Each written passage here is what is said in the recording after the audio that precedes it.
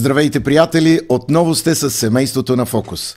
Добре дошли в нашия канал посветен на семейството, на възпитанието на деца, на отглеждането на деца, а в началото на канала говорихме за запознаване, предбрачни взаимоотношения, сватбата, след сватбата взаимоотношения, също така бременност, зачеване, бременност, раждане и отглеждане на деца. А сега сме в една серия на взаимоотношения между брачните партньори. И това е толкова важно и критично, защото виждаме развалата на нашето общество или обществото, което ни заобикаля, колко напред са нещата в разрухата на семейството, ако въобще семейство съществува. Тъй като виждаме, все повече хора се стремат да не се обвързват, но да живеят на така наречените семейни начала, което не е семейство. Искам да ви насърча, всички вие, които сте на семейни начала, започнете да мислите, да планирате и се оженете. Направете семейство и бъдете благословени. Семейството е брачен завет между двама души, които се обичат, и чрез този брак те засвидетелстват своето посвещение на любов един на друг и живот пред човеците и най-вече пред Бога, като едно семейство, като една единица, като едно благословено място, където се отглеждат деца, раждат деца и където двама се обичат, и то изключително много. Но тъй като любовта има своите врагове, или любовта иска и има нужда от хранене или изпълване на сърцето с любов, тъй като любовта има ключове, ние говорим за 7 ключа на любовта. И тъй като вече сме минали няколко ключа, вече сме на 4-тия ключ. Така че това, което ще направим днешния ден, е да разгледаме един от ключовете към човешкото сърце. Било то на жената, било то на мъжа, от страна на мъжа или на жената. Така че ще говорим за следващия ключ. Ако не сте гледали предишните, отидете в канала и вижте предишните ключове на любовта. Само чрез тях ще достигнете сърцето на вашия брачен партньор. Обикновено към сърцето на човека има няколко ключа. Няколко по-малки ключета, но има централни големи ключове, които отключват сърцето към любовта. И един от тези ключове е помагането. Помагането на своята съпруга, помагането на своят съпруг. Дори в още самото начало в Библията, в Битие, Бог казва, че ще създаде на мъжа или на човека подходящ помощник. Тоест, мъжът е имал нужда от помощник. Много мъже живеят така и показват поне, че нямат нужда от никаква помощ. Те са самодостатъчни, нямат нужда някой да им помага. И това е чисто мъжка гордост. Жените трябва да го разбират това и да минат с лека ръка на това. Ние като мъже понякога не искаме да кажем, че имаме нужда от помощ, но Бог е преценил, че имаме нужда от помощ и имаме нужда от помощник. Много често се казва, че жената има нужда от помощ или има нужда от помощник, но истината е, че за мъжа също звучи така. И още в самото начало Бог е определил жената за помощник на мъжа. И помощта или помагането е изключително важно, тъй като много често жените имат много задължения, ангажименти и така нататък, и те имат нужда от помощ. Понякога мъжете имат много ангажименти и нужда от помощ, понякога и най-често и двамата имат нужда от помощ, защото са затрупани с ангажименти и липса на време. Така че помощта е необходима в двете посоки и първият език на любовта или ключ към любовта, към сърцето на вашият партньор е помощта.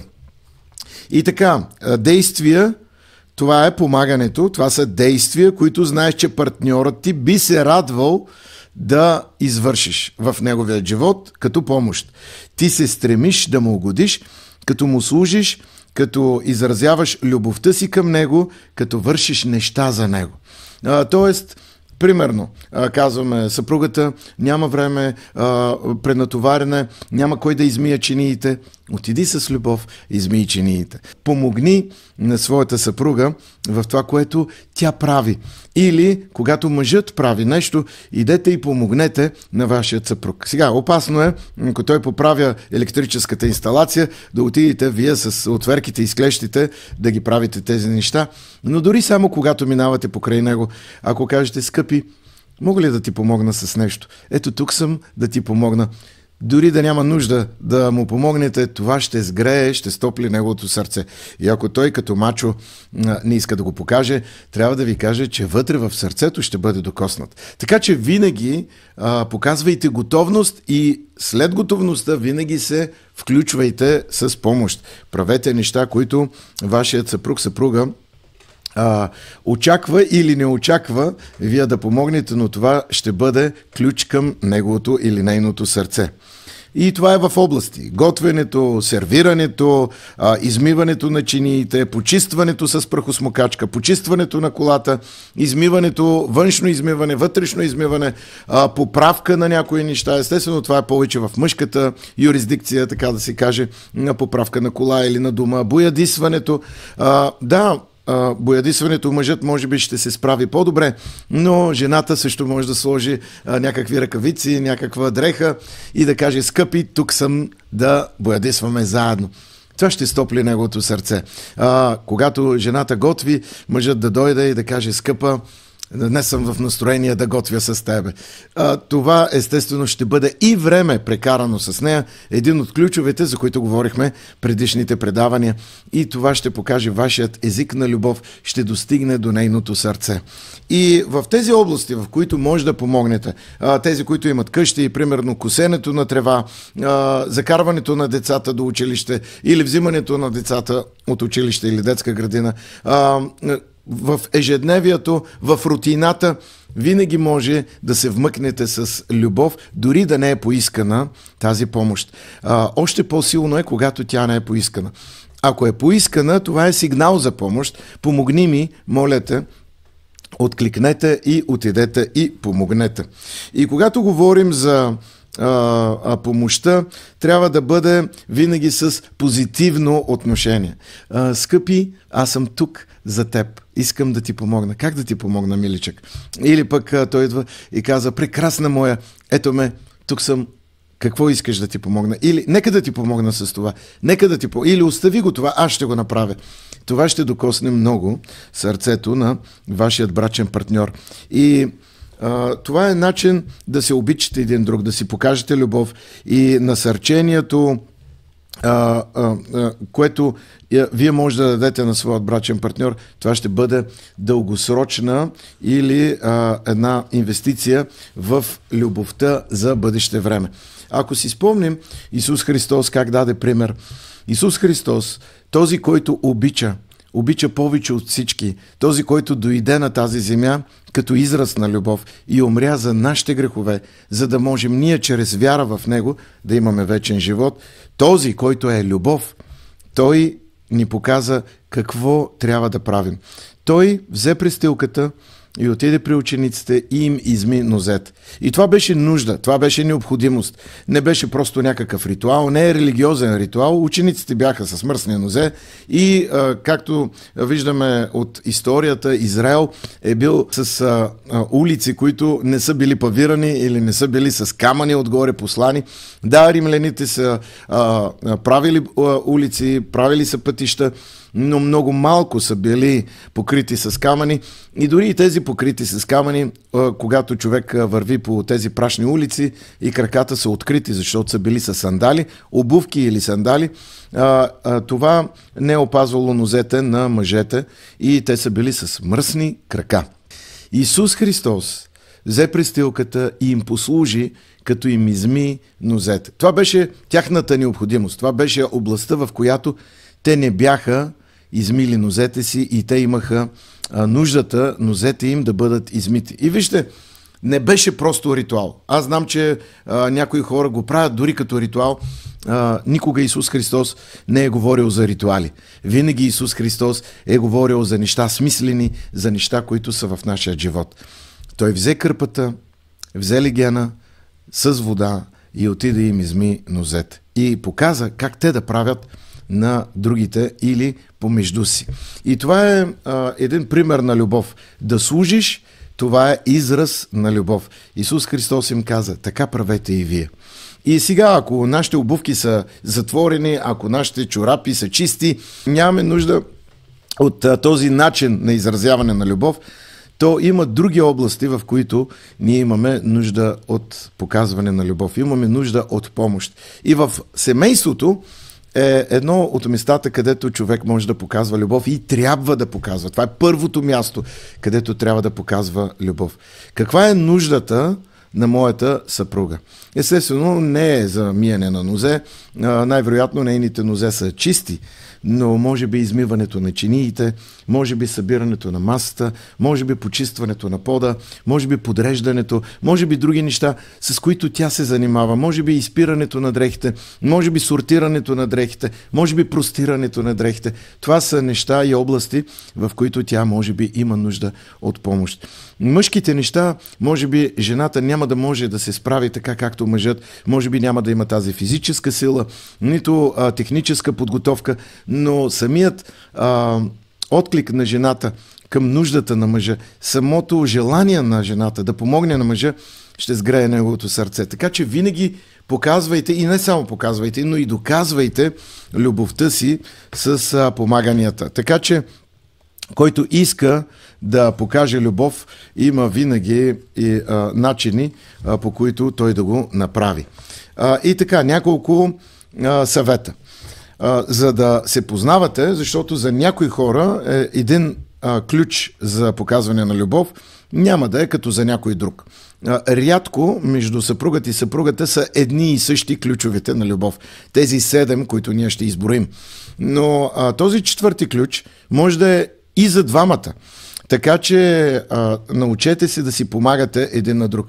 Дори и да е малко ключе към сърцето на човека, използвайте го. Използвайте го, за да можете да покажете любов. И когато се чудите в какво може да покажете любов, разговаряйте, наблюдавайте, направете си списък. В разговорите вие ще видите вашият съпруг в какво е очаквал да бъде показана любов. Област, в която той е очаквал някаква помощ или съпричастност, или поне питане. Или пък със своята съпруга в разговорите, добре, какво очакваше да направя? Това, окей, благодаря ти, скъпа. Запишете си го, защото се забравят нещата. Когато искате да покажете любов, винаги вижте този списък. Окей, искам да покажа на моята съпруга, че държа на нея и я обичам. Покажете точно това, което тя е очаквала. Понякога човекът го подсказва, мъжът го казва, понякога може да е троснато. Оставете го това. Начинът, по който е казано, много запомнете.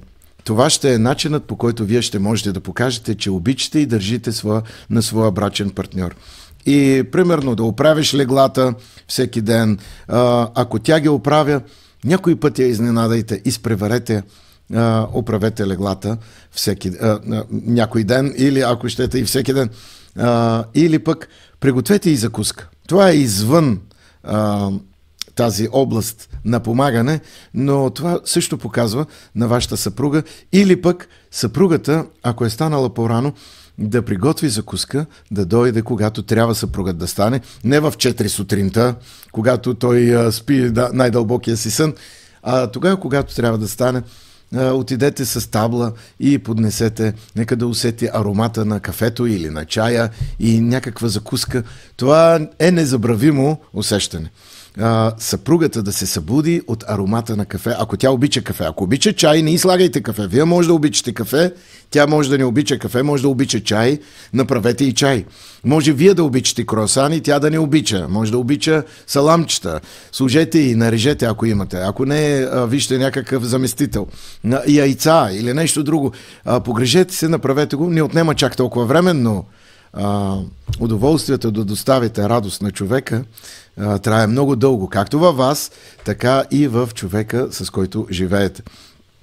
или нещо оправяне на бебето, слагане на обувките в килера или в лавиците там, където са, или просто подреждането им, забърсването на пода, на коридорчето и така нататък. Знаете ли, понякога няма да бъде забелязана тази помощ. Вие може да сте изчистили, може да сте подредили, може да сте направили, да сте вложили старания, умения, може би час, може би два, и може да не се забележи. Няма нищо. Вие лишавате вашата съпруга от това тя да се бъхти там и тя да го направи. Просто го направете така и вие доставяте удоволствие и удовлетворение на себе си, но най-вече на своята съпруга, че тя няма да трябва да го направи това нещо. Примерно, още някои неща, приготвяне на вечерята, ако той държи вечерята да е готова, ако е дошъл гладен, ако не е ял цял ден, ако не е закусил, не е обядвал и той се връща, мъжете понякога са изнервени, когато са гладни. Аз наблюдавам и в своя живот, когато мъжът е сит, е малко по-спокоен, но когато е гладен, той е по-нетърпелив, иска да бъде, да задоволи глада си, освен ако не е в пост. Но тъй като в повечето случаи, повечето дни ние не сме в пост, така че може би един от ключовете към любовта е на съпругът да бъде приготвено. И ако знаете, че се прибира в 7 часа или 8 или 9 от работа или от смяна и той иска веднага да яде, изненадайте го. 5 минути преди той да дойде, вече нещата почти да са сложени и само топлото, което трябва да остане топло, да го притоплите и да кажете: скъпи, виж какво съм приготвил за тебе. Много те обичам. Една целувка, това ще го разтопи. И същото е и за съпругата. Ако тя очаква и има някакви очаквания, посрещнете тези очаквания. Не е трудно да разберете какво съпругата или съпругът очаква.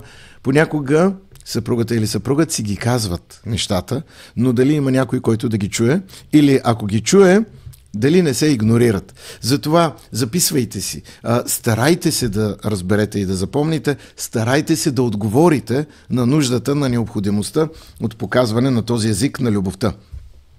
И така, списъкът от страната на жената за своя мъж, списъкът на мъжа за своята съпруга, за жената, трябва да бъдат изпълнявани.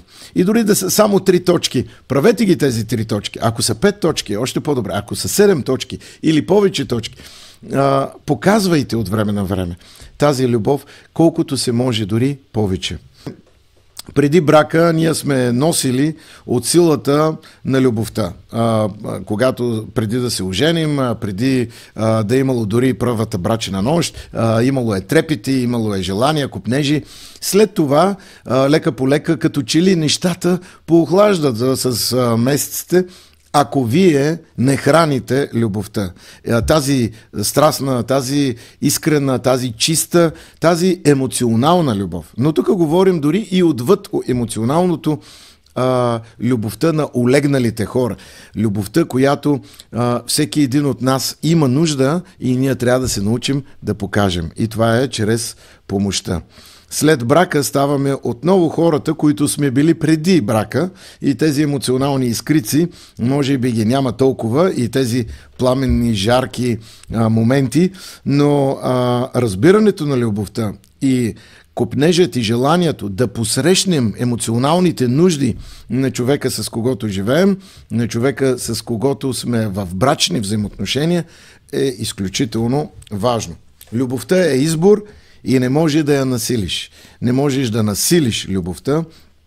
И когато имате нужда от помощ, не дейте натяква, не дейте вика, не дейте крещя, не дейте го изразява по неправилен начин. Помолете. Скъпа, можеш ли да дойдеш да ми помогнеш? Извинявай, мила, знам, че си заета. Можеш ли за малко да дойдеш? Скъпи, знам, че правиш нещо, но моля те, ела да ми помогнеш. Ето един мек език как може да бъде много по-желателен, отколкото ей, ела тук, бързо да ми помогнеш. Това не е добре. Знаем, че в забързаността на живота, в екшена, ние можем да допускаме тези грешки от време на време, но просто трябва да ги изчистим от живота си и никога да не ги повтаряме. И когато говорим за любовта, когато има понякога критика, не дейте си засяга, когато вашият съпруг или съпруга ви каже нещо, запомнете го това и вижте дали има резон, дали може да го поправите това нещо и отвърнете винаги с любов. Не дейте с обратна критика, с защита, аргументи или оправдание, просто идете, целунете я или го целунете и кажете: знаеш ли, може да си прав, ще се опитам това да го изчистя. Винаги побеждавайте с любов. И тук не става въпрос, че вие воювате или нещо друго, но още преди да тръгне ескалацията, може да се изгаси огънчето, което може да запали дома ви. Така че винаги показвайте любов. Всеки от нас трябва да решава ежедневно да обича своя съпруг, своята съпруга и да показва любовта си по всякакви начини. Критиките на моя партньор, в случая моята съпруга, спрямо поведението ми, дават най-лесната насока на партньора ми за любовния език. Тоест, ако тя има нужда от нещо и ми го казва, значи това е призив за любов, за показване на любов, или може би тя иска да каже: моля за любов. И бракът не е изтривалка, не е изтривалка на дадения човек към другия, да си изтрие краката, да си изтрие обувките. Изтривалката е бездушен предмет. Съпругът ви не е вашата изтривалка, съпругата ви не е ваша изтривалка. Защо казвам съпруга? Защото понякога съпрузите са изтривалка на жените, които ги тормозят. Или пък мъжете, което е в повечето случаи, използват жените си като изтривалка. Един бездушен предмет и ги третират като такива. А това не трябва да е така. Трябва да е винаги с езика на любовта, с ключовете на любов към вашия партньор, да покажете нежност, да покажете милост, да покажете любов, да покажете колко държите на брачния си партньор. Така че, когато има някакви отношения на страх, на внушения, на крясъци, на викове, тези неща не вършат работа. И тези неща смазват сърцето на вашият партньор. Никога тези неща не са показвали нещо позитивно и нещо добро в живота, на което и да е било семейство. Любовта казва: обичам те твърде много, за да ти позволя да се отнасяш към мен така. Има някои жени, които са малтретирани от мъже, някои жени, които са бити от мъже, и трябва да ви кажа: това е така, защото сте позволили това да бъде. И това трябва да спре. Ако имате пастир, ако имате консултант, ако имате някой, с когото да можете да споделите, споделете. Но трябва да се говори със съпругът и това нещо трябва да се спре моментално. Защото не само, че не е език на любовта, но е език на омразата, на съсипията и на унищожението. Ако някога дори сте си помислили да посегнете, никога повече не го правете. Никога повече не го правете. Вие съсипвате брака си и това ще дойде един ден върху вашата глава. Рано или късно, това, което сте сяли, ще жените. И жътвата, ако е била семето или сеидбата неприятна и нежелателна, жътвата ще бъде в пъти повече, защото жътвата е винаги повече от сеидбата. И така, трябва да се преодолеят и стереотипите. Заради социалните промени в последните 20-30 години няма вече обичаен стереотип за мъжката и женската роля в нашето общество. Виждаме, че жени имат мъжки професии, мъже имат стереотипно женски професии, ако може така да се каже, и като че ли мъжете правят неща, които са правили само жените преди, или пък жените, това, което са правили мъжете в миналото. Така че вече тези стереотипи малко са размити и преди дните на телевизията и представите какво трябва да прави съпругът или съпругата и как трябва да се отнасят един към друг, се влияеше предимно от модела на собствените ни родители. Ако мама е правила така, и аз трябва да правя, ако тати е правил така, и аз трябва да правя, но сега са размити нещата с интернет, с всичките тия клипчета и глупостите, които се пускат също, най-вече, може би 99% от нещата, които ги има в интернет и са по телевизията, са пълен буклук. И вие не трябва да имитирате това. Начин на поведение, начин на държание, начин на отношения, на взаимоотношения, начин на третиране на жената, начин на третиране на мъжа. Съвсем скоро си говорихме и моята съпруга казва, няма ли някой романтичен филм комедия? Няма романтичен филм комедия. Някой филм, с който така да се разтуши душата ти, ако искаш да гледаш някой филм. Всичко е насилие, бруталност, не само развой, то няма бракове, самци, които обикалят и с блестящата си външност омайват жени, които припадат вече по тях, или жени, които спът с всякакви мъже и така нататък. Вече стереотипите са унищожени в чистотата им и в формите, в които те трябва да присъстват в живота ни. И нямаме примери. Примерите са толкова малко. Затова трябва да се връщаме към Библията, затова трябва да четем Библията, за да възстановим брака в тази социална среда, в която се намираме, където бракът е почти унищожен и смазан. Затова са тези предавания, за да може бракът да бъде възстановен, бракът да бъде благословен, бракът да бъде силен, както никога до сега. Вие може да изградите такъв брак и затова сме се и събрали в този миг и ние говорим за това.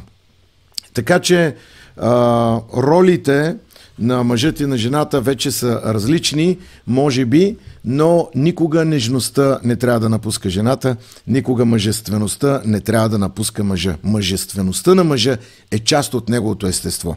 И в къщи, ако мама или баба или прабаба е била единствената, която се е докосвала до чиниите за миене, нищо не пречи мъжът да измие чиниите и да каже, скъпа, аз те обичам. Ето това е език на любовта, ето това може да се постигне в нашето общество, в нашето семейство и в бъдещето на нашите деца. Защото нашите деца копират това, което виждат в домът. Там, където са мама, там, където е тати, гледат и копират. Твърде вероятно е това да се повтори в техните животи. Така че да внимаваме как живеем пред свидетелите, които са постоянно около нас, в лицето на нашите деца, и да внимаваме как живеем, за да можем да показваме на нашия брачен партньор това, че го обичаме. Бъдете с нас всеки път, всеки вторник от 18:30. Така ще бъде до лятото, тогава ще имаме известно време почивка. Желая ви благословенно време с вашият съпруг, вашата съпруга, едно благословено семейство, едно благословено мини общество в нашето голямо общество, което да преуспява, да благоуспява, да е красиво и пълно с любов. Бъдете благословени!